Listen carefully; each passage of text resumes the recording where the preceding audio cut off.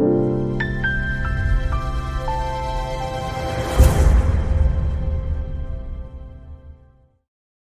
know, this past Sunday, we had such a wonderful historical tribute by Minister Alicia on Dr. Amos Wilson. She told me some things that I was not aware of, and I'm glad that she is here to share with us this evening. Minister Alicia is a minister of Wosay community. She's been with Wosay for, I don't know, at least 20 years. And she's a mother of 8 and 10, 9. Oh, that's right. Sabanina. Yeah, 7 of 9. Yeah. So, you know, she's a great mother. She's a great minister. She's a great friend. She's a great wife. And we're very fortunate to have her in our midst. Without any further ado, I'm going to introduce Minister Alicia Lovelady Teasley. Go ahead, Minister. Greetings, everyone. So sorry that my lighting is bad. I'll get one of my kids in here after a while and fix it, but we're going to be sharing the screen for a little bit. I'm going to be doing a little bit of review if you were here on Sunday, but let me just get into it because Amos Wilson is, he's got a lot to say. So let's see if we can share my screen.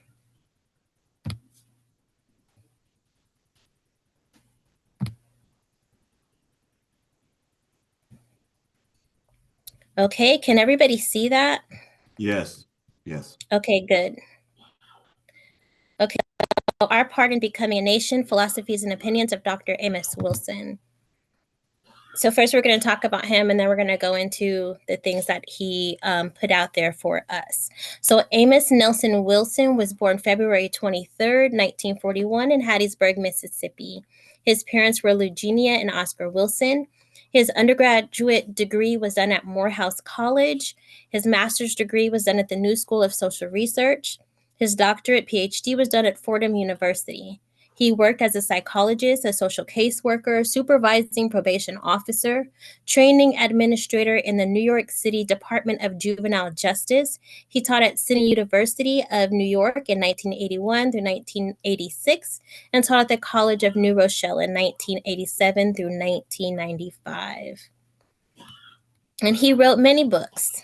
He was very dedicated to what he had to put out there for the African people. He wrote The Developmental Psychology of the Black Child, Awakening the Natural Genius in the Black Child, The Falsification of African Consciousness, African-Centered Consciousness versus the New World Order, Black on Black Violence, The Psychodynamics of Black Self-Annihilation in Service of White Domination, The Psychology of Self-Hatred, Self-Defeat, Understanding Black Adolescent Male Violence, Its Remediation and Prevention. And then he wrote Blueprint for Black Power, which I was introduced to first.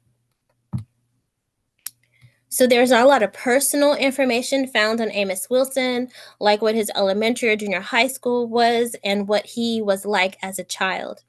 There's no record of him ever being married or fathering any children. However, he left us a plethora of knowledge on what he has learned to be true and where he thought Black people should gravitate to in terms of raising ourselves up and restoring ourselves to our traditional greatness. Amos Wilson sought to encourage Black people to pursue educational qualifications and to use it as a resource to level the playing field. He believed that the Black man needs to recognize his power and raise his level of consciousness so as to reclaim his identity, thereby reclaiming his African pride. Black power has to do with relationship and our ability to influence the behavior of others or the outcome of events and having political control over our lives. So philosophies and opinions. Blacks should be socially organized and generate their own wealth and command prices for their labor. Blacks trading with African nations instead of European markets could turn the economic tides. He's basically saying we don't need we don't want a middleman. We want to trade with our own people, and that will empower us as a people. Blacks need to reestablish their African culture and form alliances with African people, and to use our culture, personality, and ethnic consciousness as instruments of power. Then, coming together, we can command respect by our achievements. Black people should study the rules of organization, like gaining knowledge of corporate financing, investment, and planning, and then, for example, build co-op supermarket chains, thereby gaining power to influence the market and engineer economic change. He believed that power differentials and not simply racist attitudes was chiefly responsible for the existence of racism and the continuing domination of people of African descent across the globe. Amos Wilson on culture. Culture is deeper than our actions and the way we do things. It's in our being. Dance, music, poetry, and songs should not be regarded as mere entertainment, but should be utilized as expressions to propagate our ideas as a people. Culture is a way of thinking, and the African needs to separate his thought process from that which he was forced to adapt for his survival during slavery. Culture is the way a group of people organize, think, believe, and look at the world so they can mutually aid each other to achieve success. On integration, Dr. Wilson felt like Black issues were unique. So the concept of equal education doesn't really work for us, and we should think more towards a philosophy and approach appropriate to our needs. The function of education and intelligence is to solve problems particular to a people and nation, to secure that people's or nation's biological survival. He urged Blacks to consider not being integrated because increased racial conflicts would arise in desperate times. In other words, integration can work when the economy is expanding, but will disassemble itself in times of lack. Everyone's pretty much going to pick their team that we are not on. So, Blueprint for Black Power. So, Blueprint for Black Power was Dr. Wilson's largest work. He passed away trying to give us this information. The work is almost 900 pages and full of scholarship, deep intellectual thought and analysis. His team had to publish this work because he transitioned on January 14, 1995 in Brooklyn, New York. Some say he died under mysterious circumstances, and others say that he passed from an aneurysm. Dr. Wilson was a theoretical psychologist, social worker, social theorist, Pan-Africanist scholar, author, lecturer, philosopher, and professor. One of the main things that I get from reading and watching some of his videos that people have put together is that we need to see ourselves as a nation within a nation. The African identity, knowing our African identity, is a threat to European dominance. We are stronger and more powerful than we think. So, nation within a nation. A well-organized, socially coherent, and cohesive nation states provide the best means for the accumulation and exercise of collective power resources.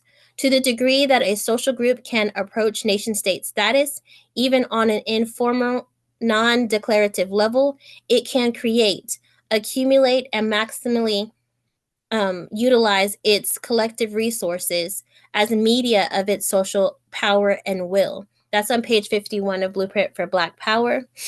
And he also says that the failure of the African American community to exercise considerable economic and political power, despite its large population and broad national expanse, as well as ample human and material resources, is directly linked to its failure to conceive of itself as a nation within a larger white American dominated nation and to organize itself as such. The failure of African American community to think of and organize itself as a nation means that it cannot maximize the use of its ample collective resources and create new ones as media by which it greatly enhances and exercises its power in its own best interests. This also means that the community cannot appropriately reconstruct and maximize the development and exercise the four power sources of organizations of power: the economic, the ideological, military, and political institutions. We must again emphasize that the member organizations should be unequivocally Afrocentric in composition, structure, and purpose. They should avoid, like the plague, the significant influence in or the leadership of their organizations by persons tied to the Democratic Republican parties, Marxist groups, proselytizing or overzealous religious groups, Eurocentric socialists, and assimilationists. The inclusion of such groups, because of their ambivalent loyalties, conflicting priorities, and values, surely would be the death knell of the organization's committee to the advancement of African people. And there's our Dr. Amos Wilson. So I'm going to stop the share.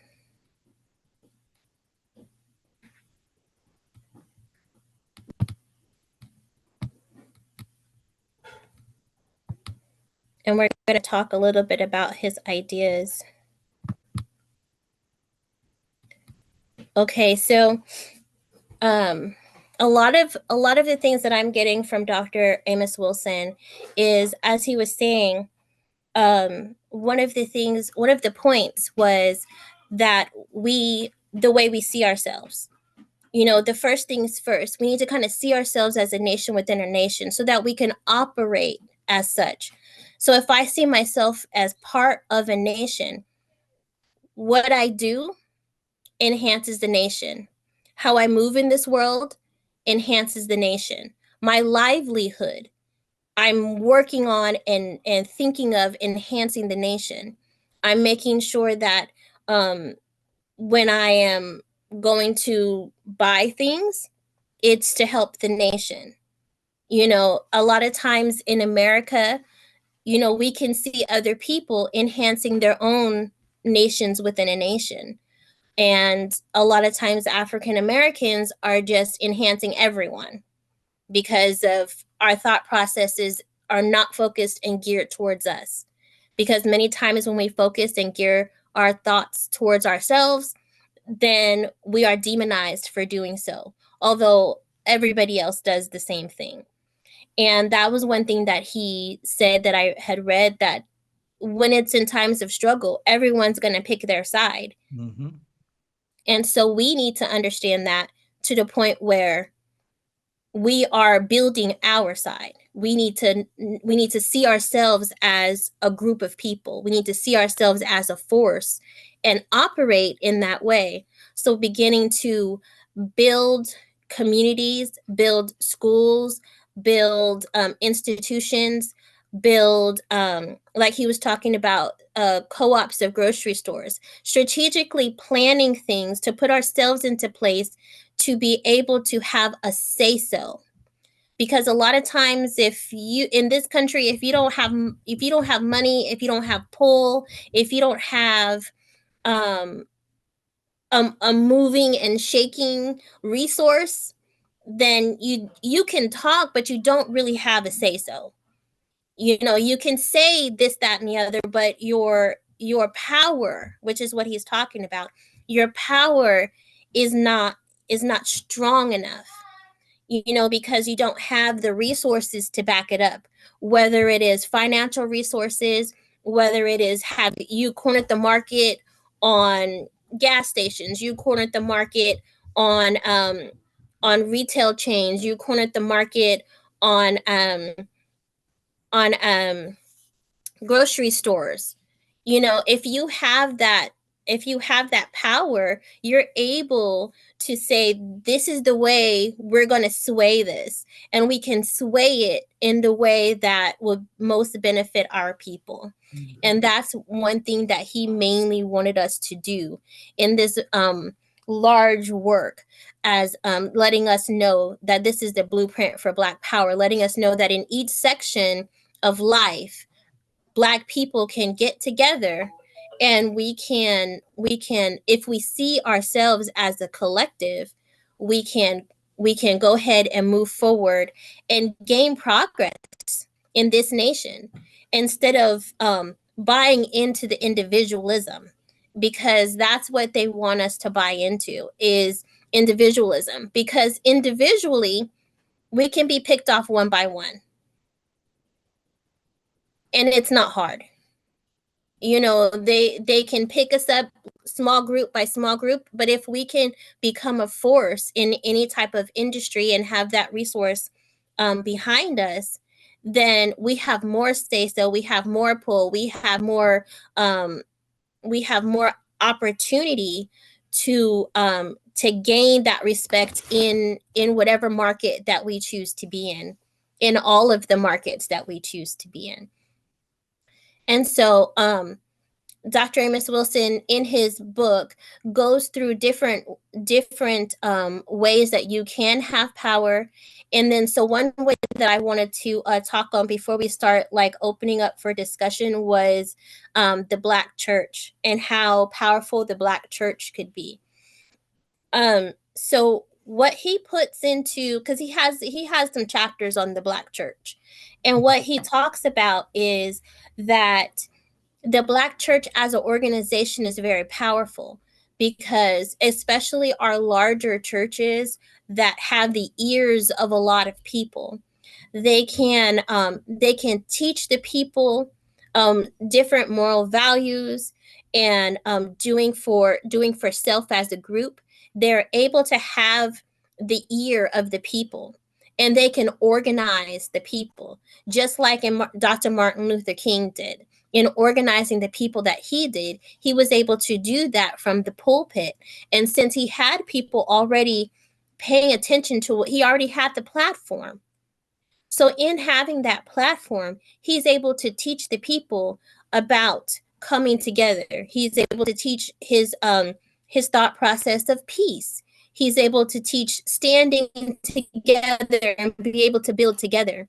And we look at our Muslim brothers and sisters and we see how they come together and they're able to build businesses within their infrastructure. And if we are able as organizers to connect with each other and not let our personal denominations and religious beliefs hold a barrier and a blockage between us working together, we can build a force. If this church works with this church and that church works with this church, and we create a network of churches organizing for economic power in any field, we would be able to collectively reach the ears of thousands upon tens of thousands of people. Because a lot of people go to church every single Sunday, and not only those that are going to church, those that are checking in on Zoom, those that are checking in on YouTube.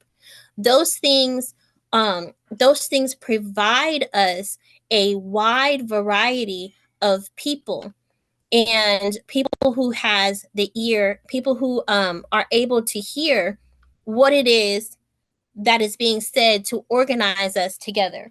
I want to read. That's right. I want to read a bit of what he says. This is a blueprint for Black Power, and if you haven't seen it before, this is the size of the book. So let me. How many pages? It's like 800 and it's almost 900 pages long, but I'm gonna not count the bibliography and the index. I believe it is 858 pages. Wow. Yep, exactly. And this work, he spent so long trying to make sure that he was able to get this work and do fact checking. And it wasn't, he had a team of people that was working with him, editors and things like that, to be able to check his facts over and over again. Because as the time was going on, things would be changing. So he would have to change, stats and things like that. So he would have to make sure that when it was coming out, he had the most updated information, and he passed away during the work of this book. So that's why some people, I believe, are saying that that he was passing away under mysterious circumstances. Those are something that we don't know. We can leave that in the back of our head for something, because really this work is magnanimous. And one thing that he was saying is that a person that knows their identity is a threat.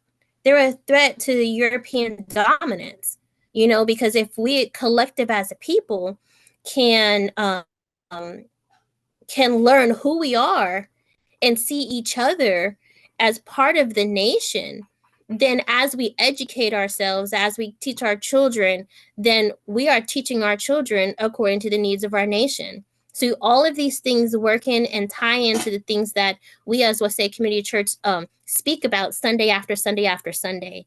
And if we can actually make these things a reality in the minds and the hearts of the people, we can grow and we can gain the power that Dr. Amos Wilson was talking about. So this is chapter 23. I'm on page 555 for if anybody has the book. It's called The Black Church, Key to Black Economic Empowerment. So it says, in his book, The Negro Church in America, E. Franklin Frazier refers to the Black church as a nation within a nation. The reference is apt, as at least as a potential reality. The holistic concept of the Black church includes the incorporated mainstream or established denominations of the Christian church, as well as large host of independent, unincorporated, and storefront churches. A number of these denominations are not national and international in an organization and scope, i.e., they are operationally structured around systems possessing national and international hierarchical, administrative, and communication structures. Churches are the major growth industry in the African American community. They provide its most influential, best trained, experienced, and independent leadership cadre. So in that, you can tell how when you read his book, you definitely do need a dictionary. I'm sorry, I'm looking around for my glasses because I really cannot see what it is I'm reading. But yes, you can tell that you probably would need a dictionary. I needed one. I needed a dictionary when I was every time I was reading through it, I made sure I had a dictionary to know exactly what it was that he was saying. And so basically he was saying that pulling from the Black church, you get very, very qualified people to because they're used to organizing people. They have the ear of the people. They're able to organize people. So they're talking about leadership at that point. So moving on, he talks about the early history of economic development in the Black community involves the productive interaction between Black churches, mutual aid societies, fraternal lodges, all of which are concerned themselves with the material as well as moral well-being of the community. So this is one thing that if you're in the leadership in the Black church, you're dealing with the Black community. So your interest is in and focused on what's going on in the Black community. So as a leader, you have your finger on the pulse of what's happening because people are able to come and they're able to reach you. They're able, because, you know, they say, oh, write a letter to your congressman and this and that. That congressman doesn't know you from Adam. But a lot of times if you attend someone's church and you go and you're talking to them and you're saying what's going on in your neighborhood, you're able to talk to, you're able to have a firsthand discussion with someone who can actually help motivate people to do things in your community. Black churches, mutual aid societies, and the fraternal lodges contributed to the formation of the Black self-help tradition and to that establishment of an economic ethos of uplift for the race that emphasized the following virtues and moral values: industry, thrift, discipline, sobriety, and long-term sublimation rather than immediate gratification. These are things that are coming from the belief system. They're coming from the pulpit. They're coming from being in a group together. So a lot of times we need to understand that organization is key. Being with the organization and connected to an organization, you are able to get and gain those things that you may need to be able to move forward in your respectful arena, whichever way you guys want to go. But if we're all looking towards I want to own a grocery store. Like, for instance, we'll say Community Church used to have a grocery store. And if we had connections maybe with the Nation of Islam and their stores, and they had connections with a fraternal lodge, maybe they would have a store. We would be able to work together and create a chain of stores and be able to work in that power grid in that area, and be able to do the things that are important for African people to do. Our thing is that our minds need to be pointed towards helping ourselves as a people. And that's one of the major things that he had to say. From their pulpits, many Black preachers preach the moral messages of saving for a rainy day, learning to read and write, getting an education, finding a job and working hard, supporting the family, and raising children respectably and industrially. So basically, it's like from the pulpit, you're also talking about how we're raising our next generation and making sure that our next generation is also learning these moral values of community. So our main thought is community and being together in community, being able to help no matter what job you have. No matter what job you have out there, your 9 to 5, your job is to make sure that whatever you're doing can benefit Black people, because that's where our minds have to be at. In seeing ourselves as a nation within a nation, we have enough capital. With all the Black people that we have enough capital to do the things and to create change in the society. But what causes us not to have that power is our mindset that we're not a nation within a nation, that we're not together, our lack of community. So we have communities, like I live in a community, there's a lot of African Americans around here. None of them are working together to do anything. I have a lady down the way who likes to work with the children. She likes to bring, free lunches to the children. Separately, there's another man that's down the street at a church. He comes into the same community and does the same thing. Now, I wonder if the both of them both had in their minds, hey, we are a nation within a nation, and we should work together. They can not only serve this community, but they can serve the next community over and the next community after that, building a broader reach. Because if we are a nation, we want to make sure that all of our Black children are eating. Not just double dipping, oh, I'm going to go serve this particular community, and the other person is doing the same thing. Now, this community is getting overfed, and what about the ones that are on the outside? So we want to make sure that everybody gets fed. And that can be done if we are pooling our resources. A lot of times that we as Black people think, well, I don't have enough money to help. But guess what? If I put my money with this organization that is doing this particular thing that I'm down with, then you have a collective of people's money that will actually build up to make something significant. So what we will always want to do is focus our minds on seeing ourselves in the right light, understanding our identity, understanding who we are, and building within our community. Now, a lot of times it's not easy because even with Dr. Amos Wilson, I'm sure that there was times when he was like, these people aren't going to get it. In this whole, he's written so many books about psychology of the Black child, psychology of why is our young brothers so prone to, why are they doing violence?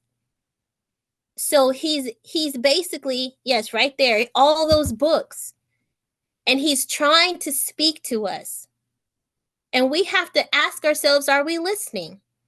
Are we listening enough to organize ourselves?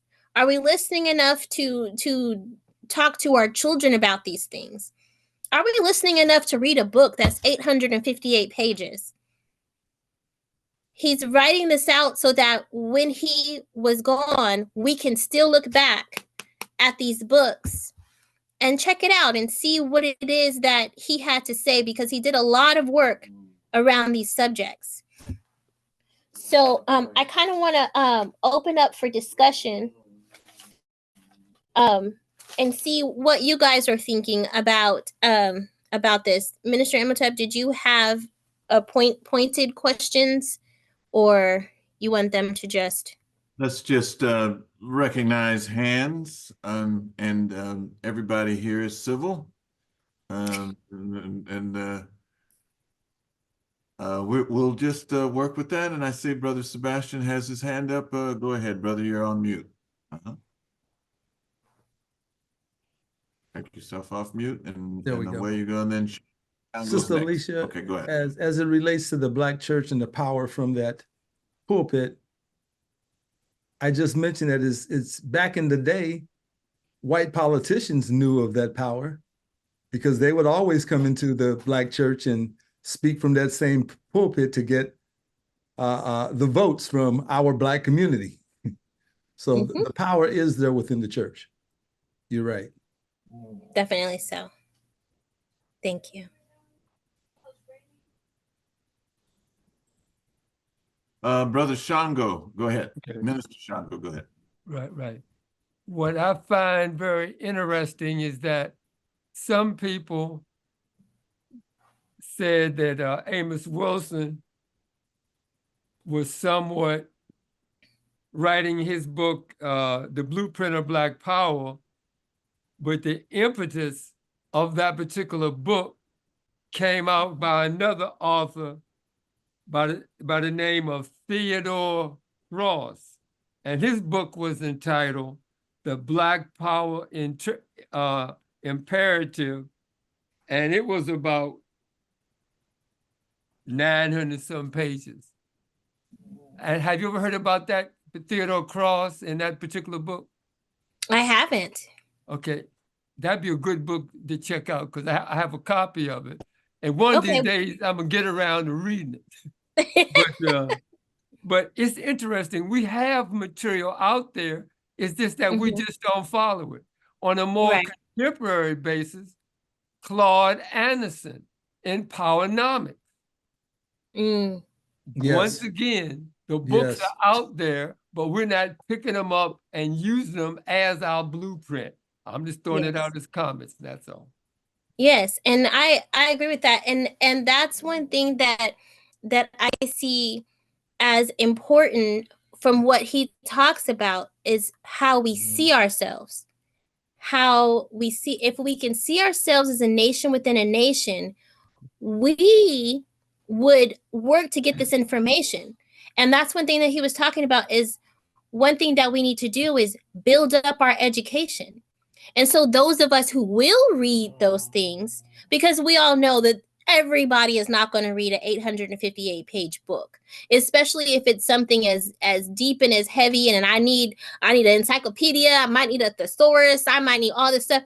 everybody's not going to do it. So for those people who will do it, who are willing to do it, who are willing to read half of the book, who are willing to read a chapter or two of the book and put those things into place, then maybe we can be able to speak to those who are not going to read it and get them to understand what it was that we just finished reading.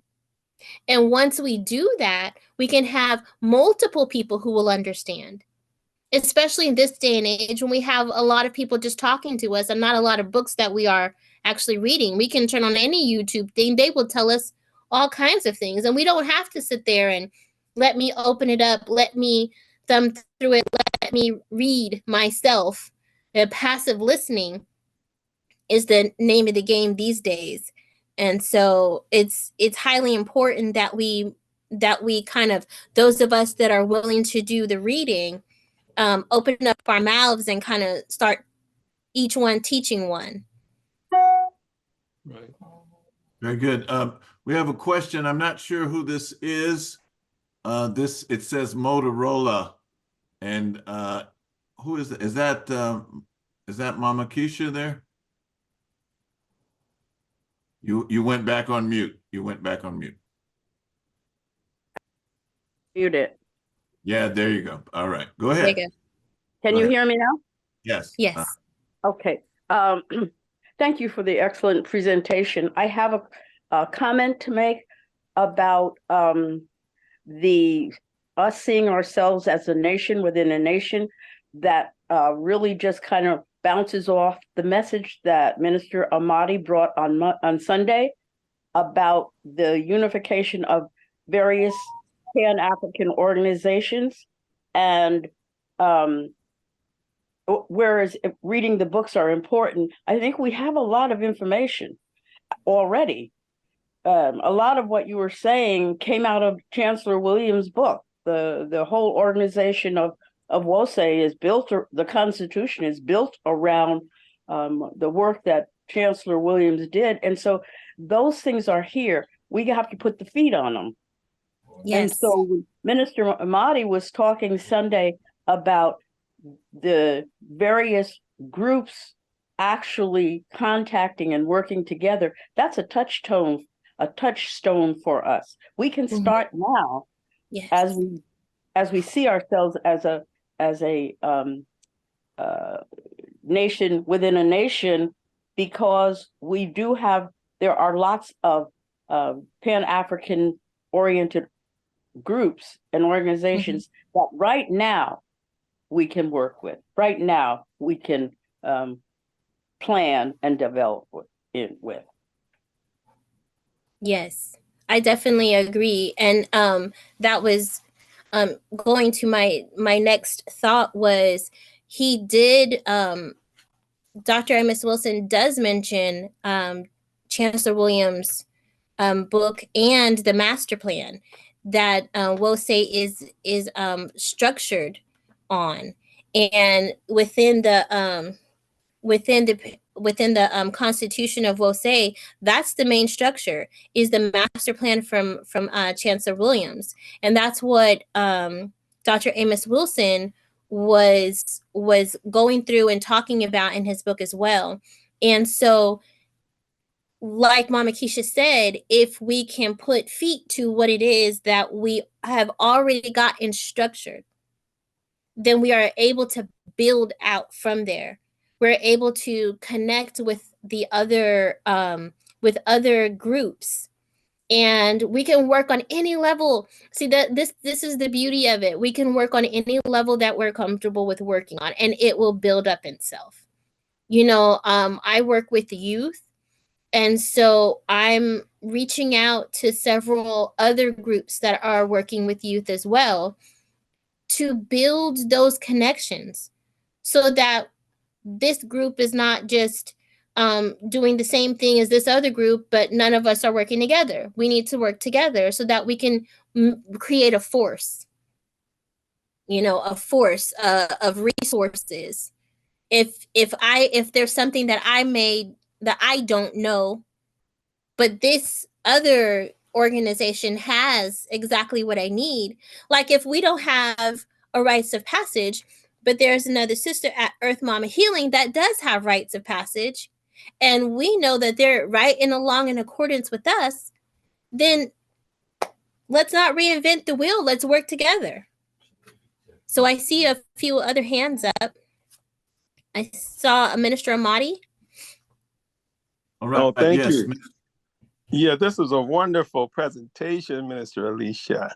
I just learned a lot from, the way you contextualize things. And I certainly agree with you as an offspring of our brother, Amos Wilson. And so I just wanted to share a couple of thoughts, I have about him, things I've learned, I've kind of studied him for several years. When I came into the African Center community, it was about 10 years ago in 2013. And he was the first one that really inspired me, that really inspired my, giving me the kind of clarity about things. And that one was that concept of a nation within a nation, seems like, once you get that concept, you kind of, you get it, you kind of you can kind of start putting together a strategy, a message and, an approach, right? So a couple of things I learned from him, he said to be African centered is to advance the interests of African people. And so that was very important because so then out of that, I came up with this idea. I'm not sure if he said it or whatever, but the main point was Africanize everything. And so as long as I'm using whatever it is to advance my people, it has been Africanized, and I got that from him. And in that way, I don't have to get so caught up in like, well, I can use it all, like we have Black, a lot of times we find ourselves dedicated, spending all our energy, all our efforts in, pushing a white agenda. And they got us, Lord, like working for them, right? So my thing is, they can work for us, as long as, so I don't get angry, like if whatever information or whatever, long as I use it to advance my people, I have Africanized it. So so that's one concept that I got from him. Another concept I got from him related to what you said is economy is not really about money. It's about relationship. Because once people can, trust each other, once we can, then we can work together and we can depend on each other and work together. And so we don't have to, as a lot of people say, well, we don't have enough money to have a budget, or we don't have enough money to do this, like you said. And, but the thing is, we can use whatever resources we have if we are operating in integrity with each other. And so that's something that has really, moved me. And then just in my reading of him, I'm not sure if you got this, but to me, what I got from him was that he sort of had a 3-point, approach to nation building. Was educate our children, because we're going to be educating them different than the Europeans. The Europeans are going to want to educate them to maintain the status quo. And we need to educate our children to be revolutionaries, right? And change it, right? And then organize our communities, right? We need that community organization, and then to control our economy, the money, right? Because the way most groups have done is they accumulate, economic power, and then they leverage that into political power. And so we have to remember that if we get our economic power together, then the political power, especially in America, will definitely we can leverage that power. And then I added another element, which is emotional healing, because I think we do have to create spaces for, we have so much trauma, so much self-hatred, and so much, that has, that we, from being under attack, pretty much from everybody, we have a lot of trauma that needs to be healed. So I think we need to continue to create spaces to heal that trauma. And then the last thing I wanted to say is that we had a mayor election in Los Angeles, and Karen Bass, she ran against this developer, and he had billions of dollars. That was going to be their dream come true. We're gonna have they Yeah. were gonna have a developer as the mayor of the city. But she beat him, black woman. I'm not sure if you guys know about her, Karen Bass, black. And Mm. she won it. And so that showed me something that people can trump resources. People can trump money. Oh yeah.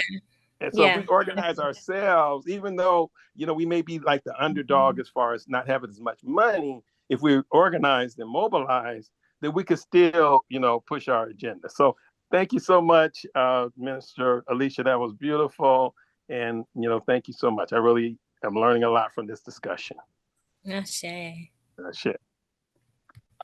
Right. Brother Jerome, do you have your hand up there, brother?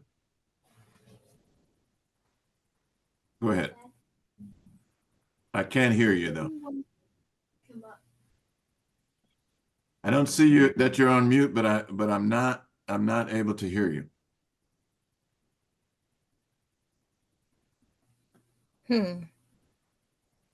Okay. Can you hear me now? Okay, yes, we can. Go ahead. Okay, great. Okay, well, first, I want to thank, Sebastian for inviting me and Minister Alicia. That was very cool presentation you presented. I didn't even know who Amos Wilson was. And, I'm from New Orleans and his man is from Hattiesburg, Mississippi. So, I looked him up and I started, saying, hey, who is this brother? So what's interesting about what everyone said is definitely a valid point. And I think in what Sebastian said, especially in the Black community where the churches are so powerful. Yeah. I think the biggest thing for when everybody talk about, bringing economics together, because the only thing Europeans understand is economic power. That's it. That's all they care about is money and power. They don't care about nothing else. They don't care about your feelings. They don't care about nothing. They don't care about their own mama feelings. They just care about money and power. And we do this big event every year in New Orleans when I go back home, and I'm part of this community. And our caterers are Black. The halls we use are owned by Blacks. We use Black police officers. We use Black everything. We don't go outside of our community because we understand that, Jewish community, their money circulate probably 1,000 times before they leave their own community. They don't go outside the community, and they're okay with that. We have to be comfortable with using our own people. And just to echo off what you were saying, you have two people serving a community with free food and free lunches or free dinners or whatever they're giving these children. Well, a lot of times we don't even know what each other's doing because we don't communicate with each other, because we're independent. We're always doing our own thing, right? We don't do what Marcus Garvey said. We don't reach one, teach one. We're so busy into my own, I'm in my own space, I'm gonna do me. And so we're it's self-gratification. So collectively, if we can work together, so I think we all understand it. We all understand the blueprint. It's just motivating ourselves mentally into dealing with people who look like you, who look like Sebastian, who look like everybody else on this video, this Zoom conference. And we got to get past the self-hatred. That's one of the biggest obstacles. Like, how do we teach our brothers and sisters to get past self-hatred? Like, I'm upset because Minister Alicia is presenting information to people, so I'm mad at her. So I'm going to tell everybody information that she's saying isn't right. So we run everybody away from you. Why should I deal with Sebastian because he just sold a home? No, I mean, why can't we deal with our own people? Because you're going to spend your money with somebody regardless. Yes. You're going to spend your money at the grocery store. You're going to buy a vehicle. You're going to buy a home. You're going to finance something. So it's very difficult for us to get past that. And every time I go back to New Orleans and I'll finish this point, I make people laugh and they say, well, when you go back home, what do you do? I said, with me going back to New Orleans, like going back to Zulu Nation, because ain't none but Black folks when I go home.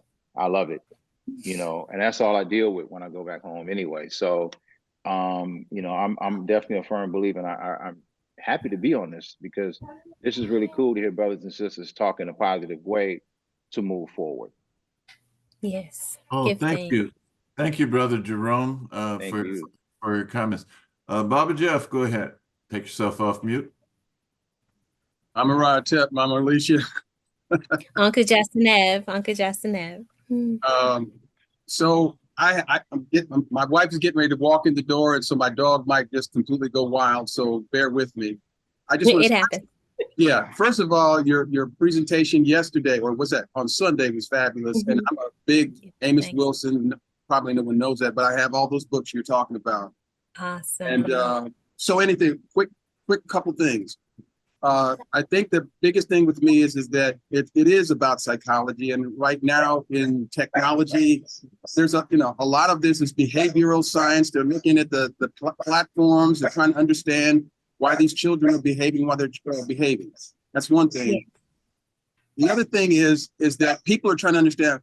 I know this is way off the topic, but it's actually, for me, it's still on the topic, is that why are people supporting someone who clearly doesn't have the values they're in conflict with? So I'm not going to name the name, but you know who I'm talking about.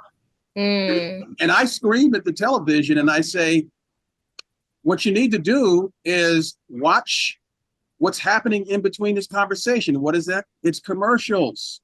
The commercials are constantly, repetitively, every day, 24/7. The commercials are going every day. So what does that have to do with what I'm trying to say? And that is, it is the deep psychology. Someone knows about behavioral science and they know how to apply it. And Madison Avenue has been doing it for decades and decades. And so just like people have already said, we have the books, we have the structure, but the thing that has been right in front of us every day, because we're all trained, we all have PhDs in this television watching thing. We know they're going to go to commercial. They know that. And the question is, why would anyone do a toothpaste commercial? It's so trivial. Well, why would they just keep? Because they're repeating it. And so what we suffer from is the repetition of the dominant culture. Yes. Right? Yes. It's repetition. It's not that we know if we're just sitting quietly, we know that they ain't right. Even the people doing wrong know they ain't right. Right. It's repetition. Subliminal seduction. Yes. Subliminal seduction. And it's falling in love with and the last thing, because I can go on for hours. The last thing is this obsession with the anti-hero. You look at, because life is all about narrative, right? We love narrative. That's why we go to the movies. That's why we turn the TV on. It's narrative, narrative, narrative. So, so it's the repetition of narrative. And then we fall in love with certain narratives. And some of those narratives that are now in vogue, I guess, are the anti-hero. Where the person we ain't supposed to be rooting for, Mama Conke, out there. And me and Mama Tian say that we have the Mama Conke rule in our house. When we're looking at a movie and we go, are we supposed to be rooting for him? Exactly. Exactly. Okay. Are we supposed? We call it the Mama Conke rule, Mama Conke. Okay. Put your values into everything that you're watching and check that out. Right. And I can't remember the movie, but it was a movie with Denzel Washington. I guess he was an airplane pilot and he was doing bad things, but that's Denzel up there. So somehow are we pulling for? What are we pulling for? So hey, anyway, Jeffrey, I said, hey, Jeffrey, can you hear me? Yes, sir. I want to say this to you because what you were saying earlier about not saying the person's name. Yes, sir. Do you remember hearing this quote when he said, "I don't hate her, but I love you"? Did you hear that? No, I didn't hear it. In fact, I didn't even see the movie, so I can't even claim it. Well, no, it's not even a movie. It's somebody out of South Carolina saying to the other person you won't mention his name. He said, right. I don't hate her. I know who you're talking about. Yes, and that was a whole lot of love that scared me. And I'll say this and respectffully, I've never seen a coon in broad daylight. Never seen a coon in broad daylight. Anyway, that's all I wanted to say, Mama Alicia. Mr. Alicia, I appreciate you. I love you. Keep that word. Yes, definitely. And you know what's so poignant about Jerome, what Brother Jerome just said when he said, "I don't hate her, but I love you." You know what's so funny is that if more of us stopped worrying about hating and more of us started worrying about loving ourselves and loving each other, I think some of this stuff would kind of work itself out. Like when you're looking at yourself as a nation within a nation, and you begin to do more loving of your people and loving of each other and loving of how we are in community, then we are more apt to join the community, work in the community, build the community. But if we're busy looking at every negative thing that they're showing us and seeing ourselves in a negative light, looking at them and blaming, this for that and blaming this for that, instead of just focusing our attention on loving ourselves, if I love us as African people, I'm going to help build the things that we need to build to become a force in a society. I'm going to look at us in the best light possible. You know, because someone was saying about the repetition. It's a repetition of this that makes us think that this is a good thing. This toothpaste must, you can, when you mentioned the toothpaste, it was really kind of funny because I saw myself in the store. Like, you can think of the fact that when you go to the store, you're looking at all the toothpaste, and instead of sitting there and trying to read which one is actually be best, your mind is like, this was the commercial I saw last, or these are the commercials I always see. This one must be good, and so I'm going to pick this one. I don't know if that's a really good way to be picking things that you're putting in your body, of just how many times you've seen this commercial, because it just runs over and over and over in your mind, and the familiarity makes you pick that, as opposed to, I'm going to actually use my mind and thought process and take the time to go through these. What is this ingredient and what is that ingredient? What does it do to the body if I'm brushing my teeth with this every single day?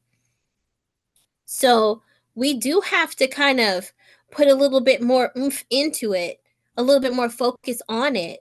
You know, sitting there, yes, Brother Bill, I would control my thoughts, because a lot of times we have a lot of inundation coming in from commercials, from people talking about things over and over.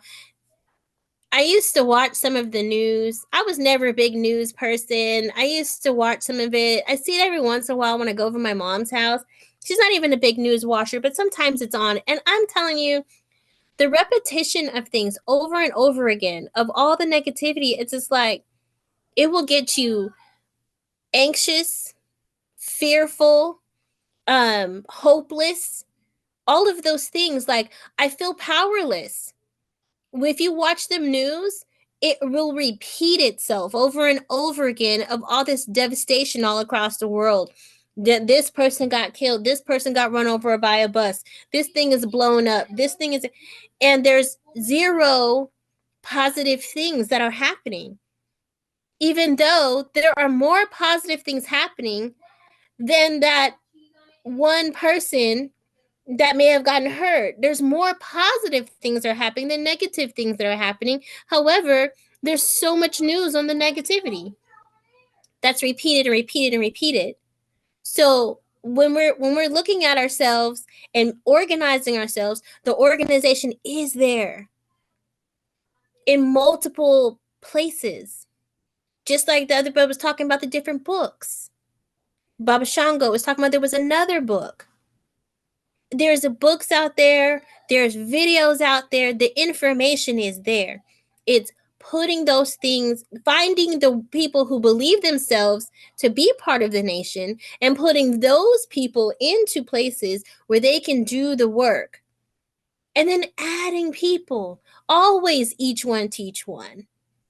And if you can't find one to teach, then find a child in the neighborhood. If you can't find another adult that's going to listen to what you're saying, find some children, take them under your wing, because next generation is coming quickly. Okay, I see Brother Ali. You see someone? Yes. Brother Ali, go ahead and take yourself off mute.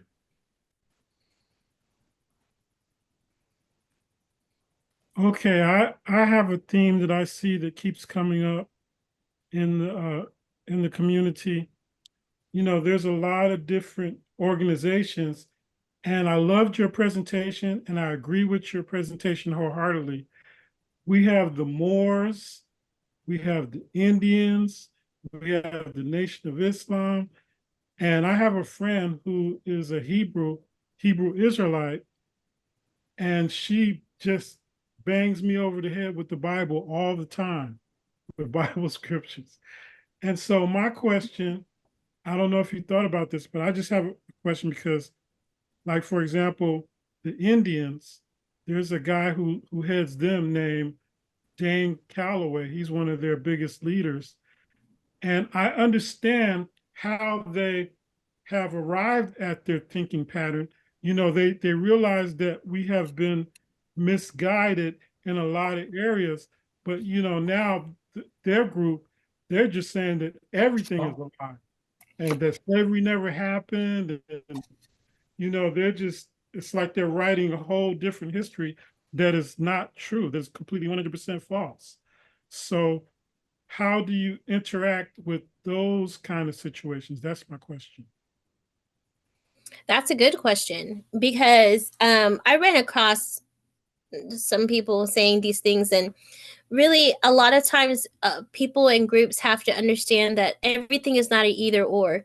We want to push an agenda of Black people being here on this soil first, and we are the true natives.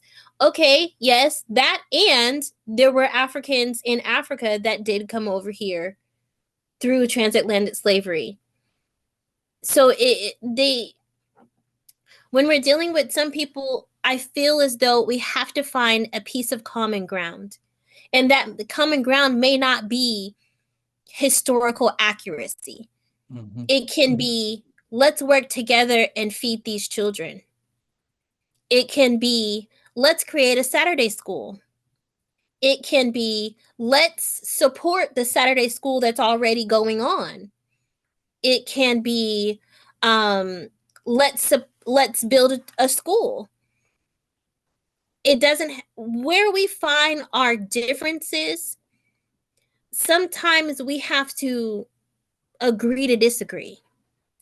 And we can talk and come together and find where we connect. And with that piece of unity, that's where we can build our bridge. Because a lot of times people are so indoctrinated with what it is that they believe that they're going to fight you to the death on those points. But that doesn't mean we can't work together. Okay, so We find, go ahead. you have a group like the Flat Earthers who Mm-hmm. say that the Earth is flat, and they have proof. So you can't even, you won't even be able to have a conversation with that person on that topic. Yeah, leave that topic, because for me, whether the earth is flat or round, African people are still being oppressed, whether it is flat or round. So you can hold the vision that the earth is flat, and I can hold the vision that the earth is round. But do we both agree that African people are being oppressed on either a flat earth or a round earth?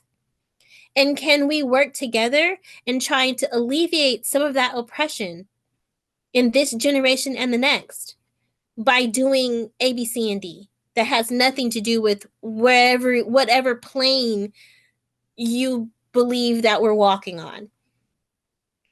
Have your opinion. It's fine. It's okay.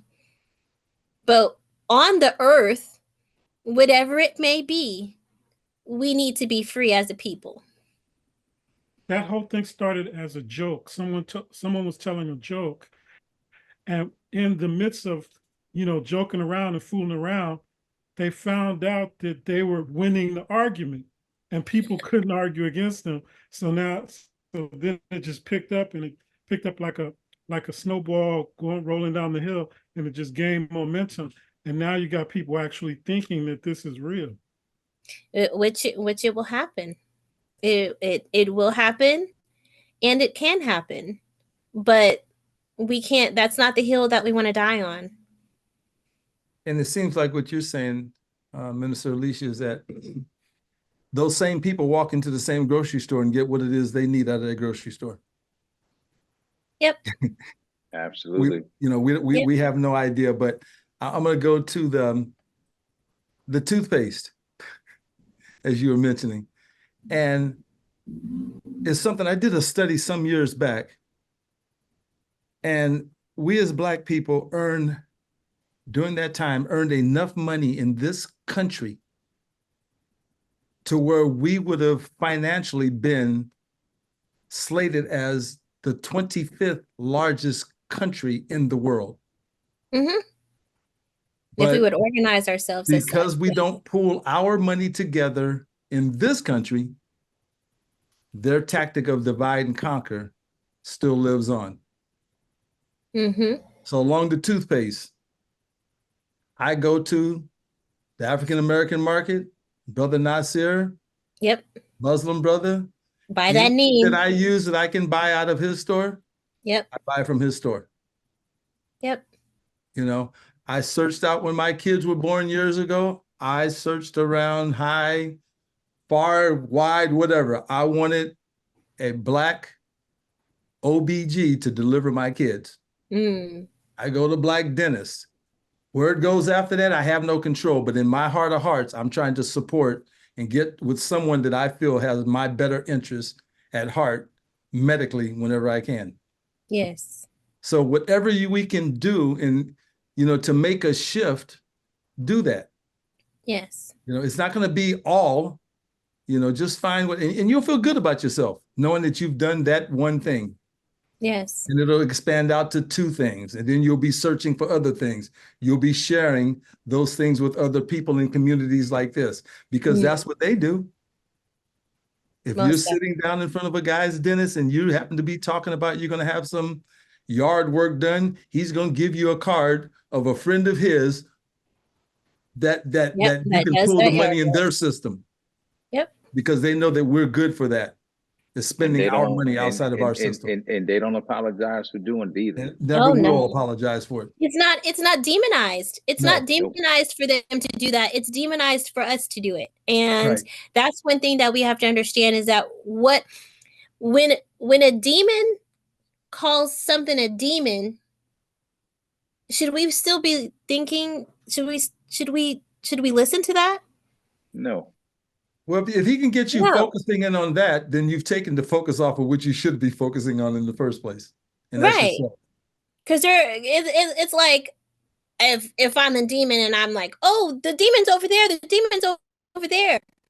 They're saying things that they're doing, and they're getting us to do opposite things because they're able to divide and conquer in that way, which is why, you know, the big push for individualism, the big push for Black people couldn't congregate with more than 2 or 3 people, the big push for us not to be able to be together in churches and actually, you know, say things during slavery. It's like it just kept going and going and going, and to the point where even today, if we kind of get together and we're outside and we're just talking, we get eyes, like what they're talking about, what they plot and what they planning.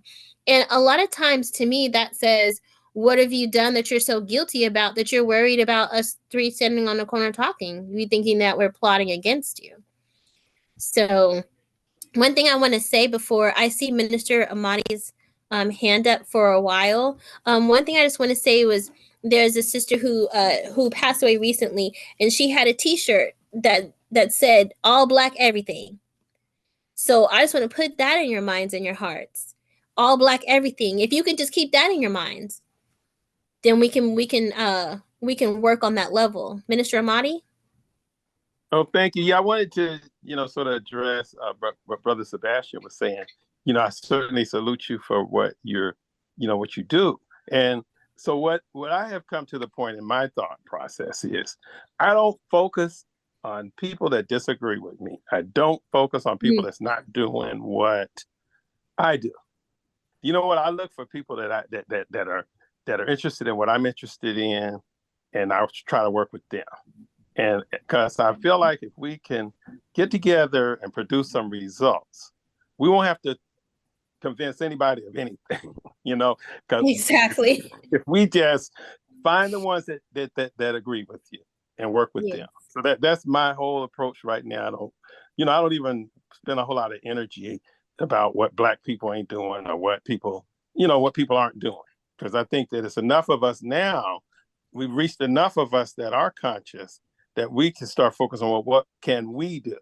Mm-hmm. And then I wanted to share another, but related to what the other brother was saying about the idea of agree to disagree. My wife, we've been married for over 30 years. She is a Pentecostal evangelist. I am an African-centered minister, metaphysical minister at that. And so, we've been married for over 30 years.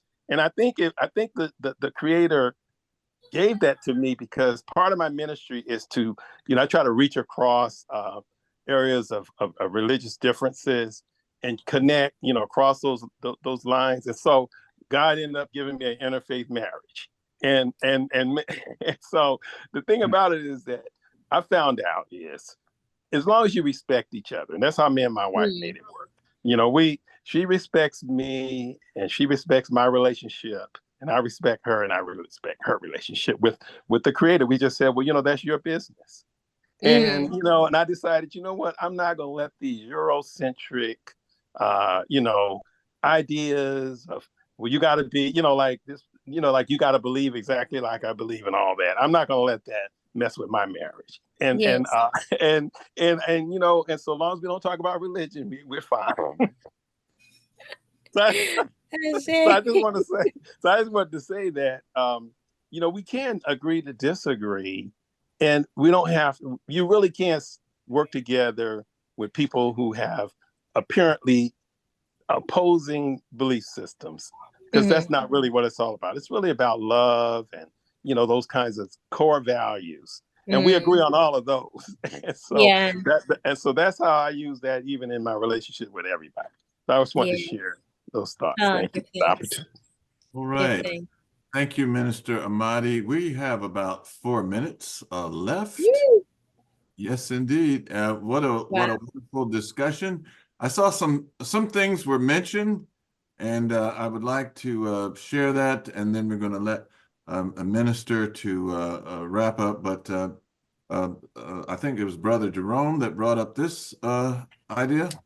Yes, sir. Yes, sir. There he is. And so I wanted to put that. I think it was Brother Ali that brought up this idea.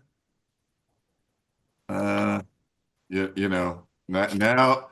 the earth is flat. Yeah, I know. That's wild.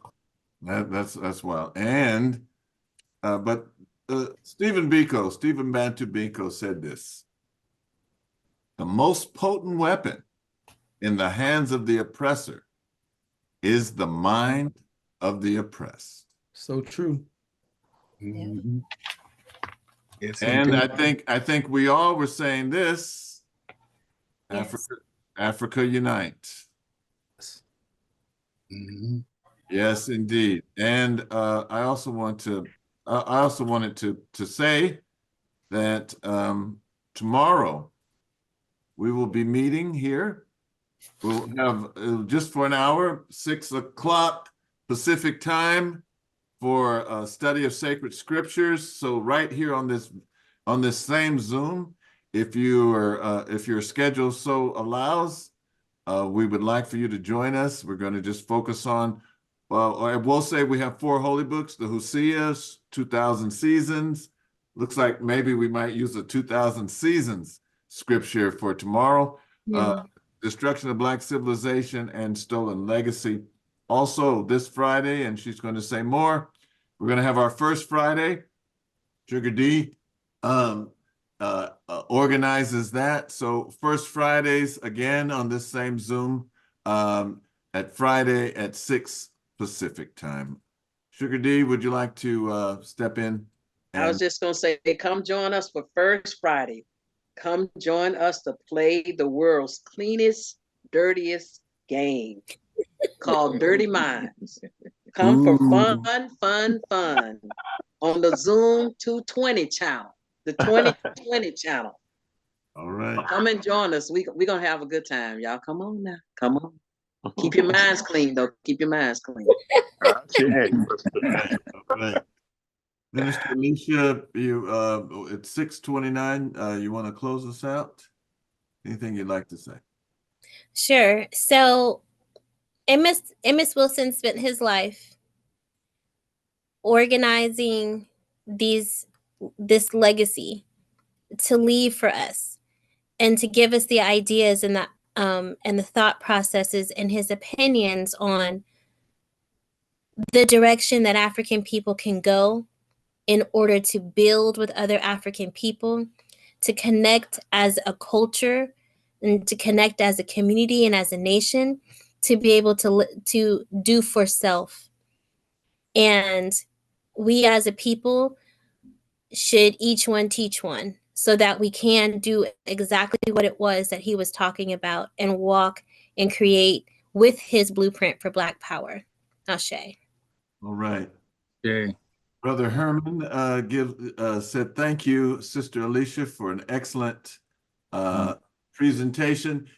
Please check out the chat. Minister Bill has put out some great things for us to pay attention to, and really good comments. So you can save the chat by just going up and those three dots, just click on that and say save chat, and you'll see it. There's Minister Bill. Minister Bill, did you want to say something before? You didn't want to? All right.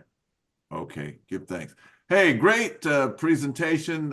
You know, we could talk about this every week, and we have a college professor here in our midst, and perhaps that should be a college course.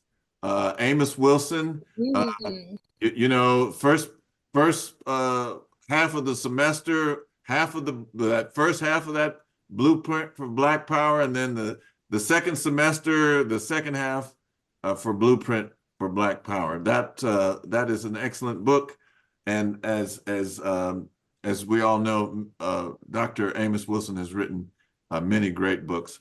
Glad everybody could join us. Hope you could see us next time, which is tomorrow. Minister Alicia, anything you want to say to close us out? Hey, we are a nation within a nation. Let's unite. Harambe. Okay. Great job. Great job. Thank you. Great. I'm back. All right.